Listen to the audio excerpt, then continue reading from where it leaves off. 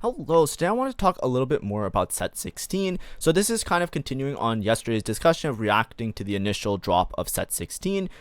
Currently, there's not any information yet publicly about all the traits and synergies and units because there's a little bit of a block on that information because there's going to be a show match tomorrow. Normally, the video of today is scheduled to be me talking about all the traits and synergies and breaking that down for you. So instead, what we're going to do is we're going to look at some of the other available content. The first thing I want to do is have a little bit of discussion of the approach of set 16, which I kind of been mulling over a little bit. I just wanted to talk about that. Part of it is from this interview. Now, this interview was done by Froden on his side stream during the world's TFT that's been happening over the weekend. This is one of the lead set designers that's going to be talking a little bit about set 15 as well as set 16 and some of the issues and transitions going into that. So I want to just quickly go over this. There have been clips of this in other media. I'm going to link Froden's stuff all below so you guys can follow, subscribe, do all of that, because obviously I'm reacting to this content, which is his originally, and then I'm going to have a little bit of a discussion about it, talk about set 15 and set 16 and what I expect and hope for.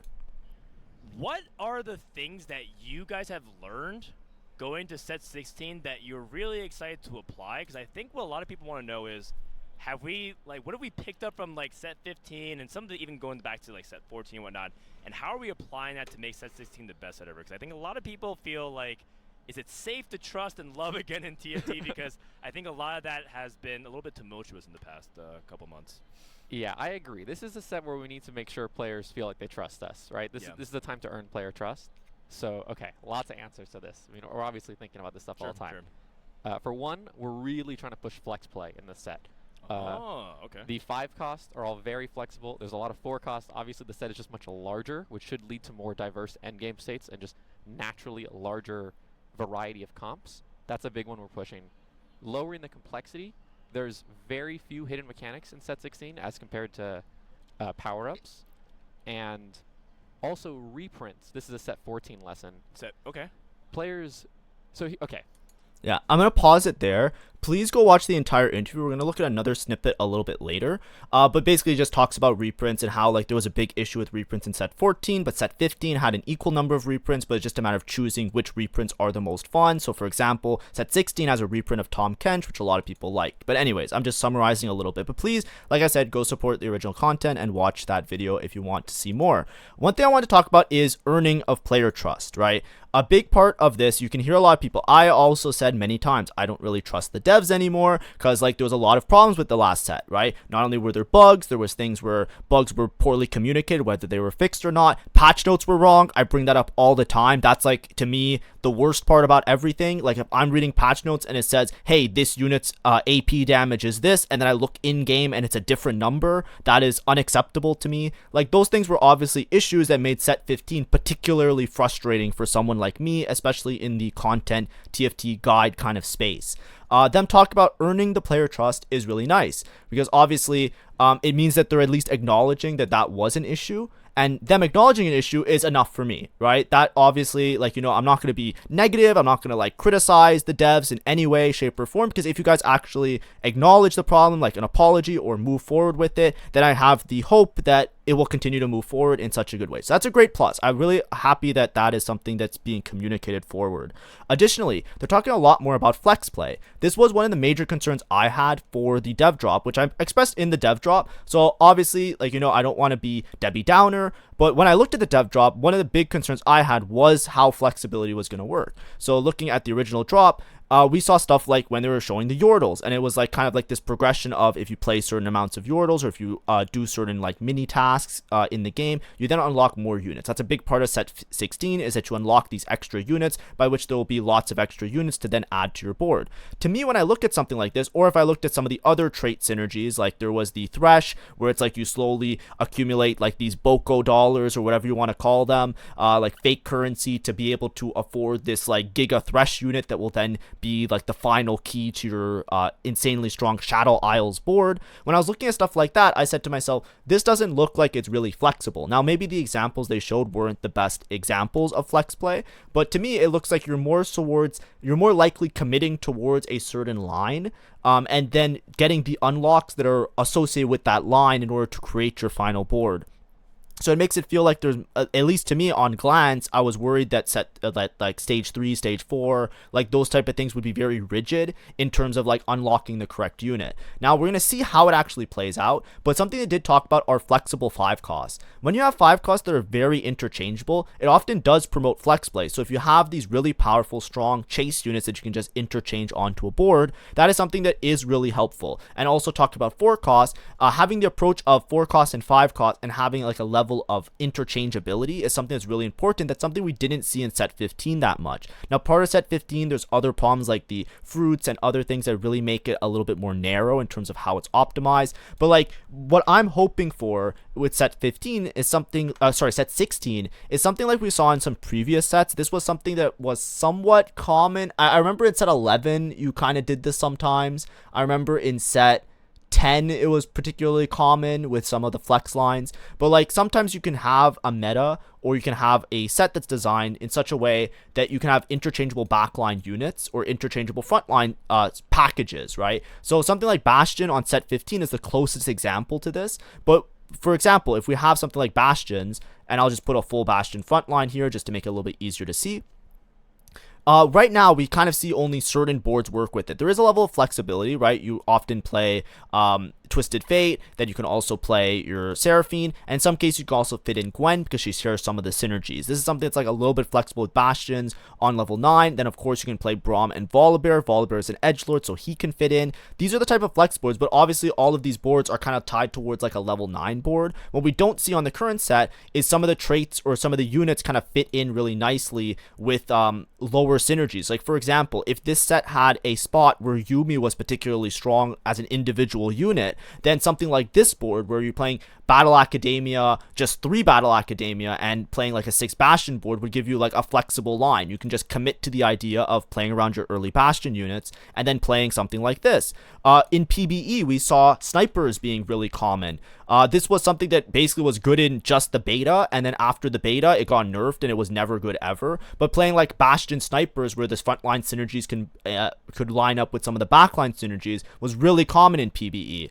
And this is something that just never kind of had fruition. But when you have stuff where it's like different interchangeable units, you can have something like, you know, how we see now, where you can just slam AD items or AP items, and then based on what you hit, whether frontline or backline, you kind of commit to one of them, and then you have the option open for the other one. So the way that they're talking about it with like interchangeable 5 costs, like they're not using the exact words I'm using, I'm kind of insinuating a little bit, but they're talking a lot about like strong 5 costs that can that are more easy to play around 4 costs. That's like a big cornerstone of TFT that at least in the last couple sets, I would say, I think in set 13 it was really common to do something like that. There was a couple variations that worked pretty well, and then also like to set 14 and set 15 I felt like didn't really have that as much. I felt like it was more of a thing, like it was somewhat common in like set 12 I remember, and set 11 before things got optimized. But that's like a big part of TFT that I want to touch on as well.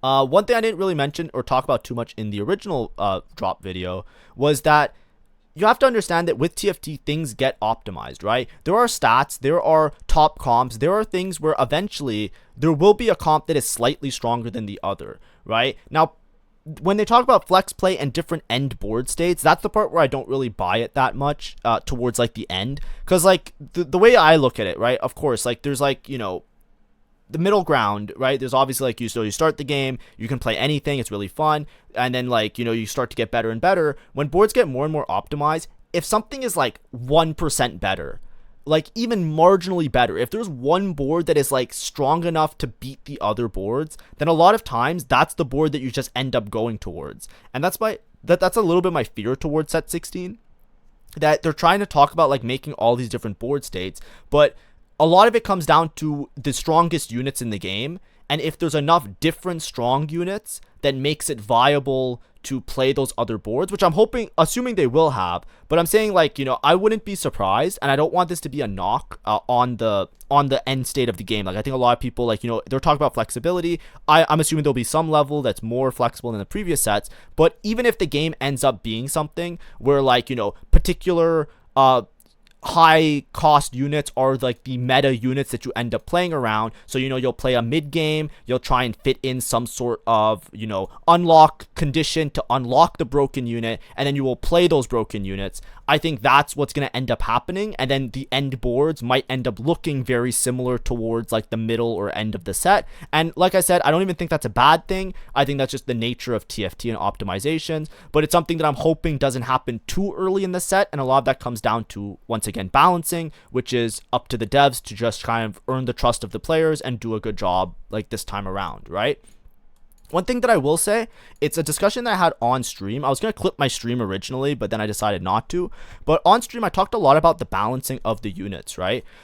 In this set, I am very hopeful for balance. I think a lot of people are really concerned. They're like, they added 40 more units? That's like so many more units. How are they going to balance everything? These devs don't know what they're doing. Like, there's so many comments like that I see on everybody's YouTube videos. Like, even like these videos here, like I'm sure if I scroll on the comments, there's going to be some person just being like, there's no way they're gonna balance. I guess this one's pretty positive because like it was a very wholesome, nice video. But like even other videos, like other dev drops, people are like memeing already. They're already saying like, oh, it's gonna be impossible to balance. One thing that people don't understand is like the multiplicative or like the exponential kind of effect of how set mechanics interact with the game normally. Think about this set with fruits, right? You have fruits that are really broken on certain units, and then likewise the fruit is very, very useless on a similar unit with similar scalings that just like doesn't really behave well, right? Like the fruit mechanic, basically if you have like 60 units and then you have 60 fruits, now you have to interact all of those fruits with all of those units and try and eliminate broken interactions, find ways to balance the units so that they behave without the fruit and they still behave with the fruit. And it makes like this huge like conundrum of how do we actually like approach the game in such a way that makes things good. And you saw like at certain points in the game, you just had fruits getting removed, right? You had stuff like, things that were like obviously broken, I think shouldn't have been in the game, like stretchy arms, and they just got removed because it made like these broken interactions. Stretchy arms wasn't particularly broken on a lot of the other characters in the cast, but it was just so particularly broken on certain characters that it became a matter of like, how do we balance this unit and fruit, because either the fruit's useless or the unit's useless, or there's some combination of both. The same thing with other set mechanics as well. Anomalies in set 13, hacks, like some of the black market augments are particularly broken on certain spots. Here what we're doing is the main set mechanic is adding extra units. The thing about adding extra units that's really nice is that the unit, it's its own thing, right? Let's say you have one unit outside of everything else, right? Augments, like no interactions, right? Like fruits aside, you can look at the unit and you can say, does this unit do too much damage? Okay, 10% damage nerf. Does this unit live too long? Okay, 10% HP nerf. In my opinion, it's a lot easier to get the game into a much more balanced state by just balancing units. So them adding units to the game as like the main set mechanic, to me, feels like I'm very hopeful about the balancing. I think that's something they can definitely nail right, because balancing of units has been typically really good. It's always when there's some weird interaction that things get out of hand, like stretchy arms, Gangplank, right? Gangplank on his own, you can balance him such that he's a functional unit, but it's when you have these bullshit things that get added to the game is when it makes it really bad. So them just adding extra units to the game, it feels like you can in a vacuum decide like, okay, are the traits broken such that the unit is broken with traits? It's less like of a, I find that it scales less than what they did with some of the previous things that caused issues, like fruits, for example, where you have all these different fruits on all these different units. You're basically balancing a unit for 6 different permutations of the same unit, as opposed to just balancing the unit for the existence of the unit, if that makes sense. So I'm very hopeful about the balance. I don't want that to be any sort of negative. I know my connotations in some of the videos is often like, not very hopeful or nice. Also, it's sometimes the way that I speak. If I'm more tired, I'm a little bit more ratchet or off the cuff, with the emotes that I use or emotions that I display. But I'm actually very hopeful for that, because I think that's a discussion I had on stream with my chat, and that was something that I wanted to represent in the form of a video, just to make it very like publicized that that's something I look really forward to during the set. Additionally, let's just watch the last little bit. There was another little part that I wanted to watch here at the 7-minute mark, if I'm not mistaken. Again, it's a cool idea. Are you guys overcooking with too many champions? You're flooding everything, and now all of a sudden it's like, I just want to chill and play TFT instead of sit down and learn all the different avenues and homework and things like that. So a Oh, lot so of this this was talking about like knowledge gaps, right? Like a big part of set 15 that I found was an issue was just like knowing what the good fruits were put you at a strict advantage. So especially for me making guide content, I would have to like tell people like, "Oh, it's this fruit and the other ones are very bad." Right? And it was like very specific. With these, like adding these extra units, is it going to be like, how do I unlock these units, the conditions, the boards, and all of that? How does it really work? So that's what the question is addressing. is going to be player trust.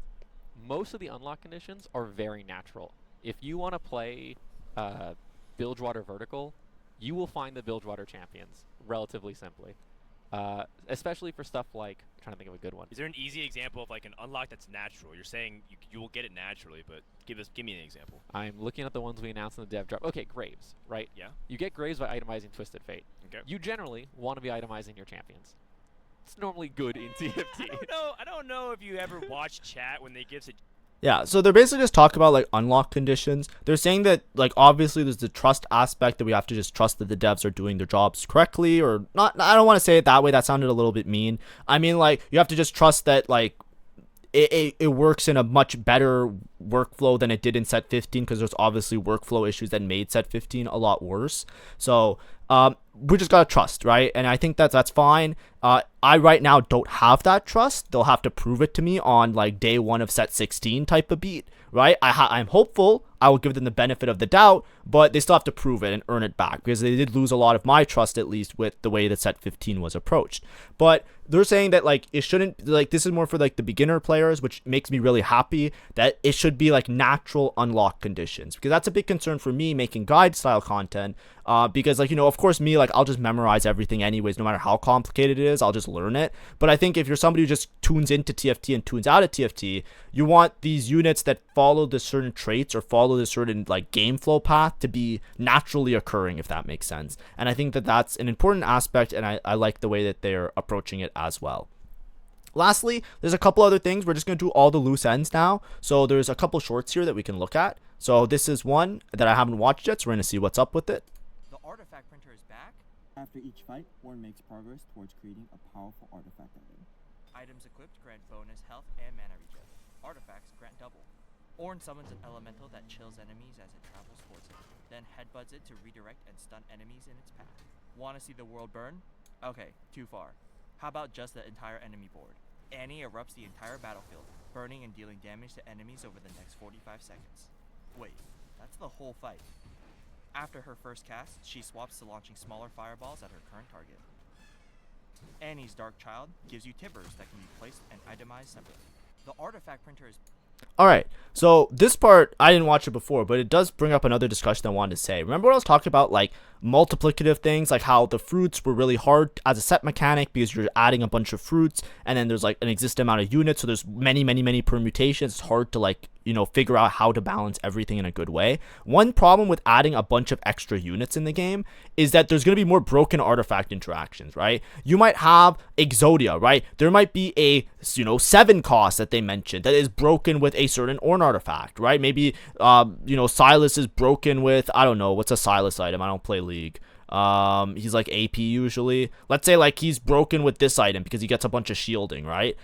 Stuff like that is going to be really important. Now, one thing they did mention in the previous dev article for the learnings of set 15, they talked about how they're changing the approach to Orn artifacts in set 16 to basically make them a lot less of a win condition. They're making them a lot weaker on average and like kind of like not like giga sharp, like highlight the specific effects of certain units as much. So we're hoping that artifacts won't be too much of an issue, because when you're adding a bunch of units to the game, artifacts will probably be the biggest issue that I see with set 16 in terms of balancing. So we're hoping that that's also going to be kind of dealt with in a nice way, because they also mentioned that they were dealing with that. So like I said, every one of my major concerns, especially with this talk where they kind of talked a little bit about it, they're still reiterating flex play, so it's making me feel like, you know, my initial conceptions of how the set's looking from early reactions is going in a good direction. So far they're saying all the things I like to hear. That's what I wanted to, that's what a lot of this video is going through. And also it's just like killing today because I didn't have a idea for a video, so you know, we just gotta look at these things. Sorry if the video for the shorts was a little bit low. steal AD and AP from enemies and heal allies with Leeching Nucleus, or become a stealthy assassin, cleansing crowd control periodically and slipping in and out of target ability with predatory instincts. Mix and match your mutations and gain access to more the further you commit to the Void. Did that Rift Herald just give birth to a Voidling? Gross. Hit level 10 and field 7 Void to unlock the raid boss, Baron Nashor. He'll take up 2 team slots, but provide +1 to the Void trait. Not only is he immune to crowd control effects, but he'll strike enemies in a line, dash to get into range of new foes, and after enough time passes, he'll take the entire board into a Void Rift, where he'll erupt tentacles below random enemies. Oh, those are just his passives, by the way. His actual ability, well, why don't you check it out? Survive. Alright, so Void, like, it seems like it's similar to like some of the other traits in the past where you get like upgrades to certain units. I think that's fine. That's not something to be really concerned with. We'll just see how it lands type of beat, because there's been stuff like that, like, you know, like Zon upgrades in previous sets, and you know, specific items like the Ink Shadow items in set 11, stuff like that, where it's like there's certain interactions with certain units. But so far, pretty cool. So that's all that I had for today. Sorry about not being able to do like deeper content on set 16. Of course, like, you know, I'm just I'm shackled to whatever information is fed to me from other sources, because I don't have any direct contact with anybody like some of the other creators. So, you know, I'm just going to be reacting to stuff. Tomorrow, we're going to see set 16 gameplay at the bare minimum, so we can at least watch that. And hopefully we're going to get information about all the traits, the synergies, and the units, and then we can do a full breakdown of all of that, which I will try my best to do in a nice, concise, and fun manner. Thanks for watching. Hopefully this video was somewhat fun, and like I said, this video a lot is just to like kind of like reiterate some of the stuff that I was talking about, as well as to like kind of talk about how, like, you know, things look like they're in a good direction, especially, and also to give you some more information of set 16. Thanks for watching. Have a great day, and see ya. Bye-bye.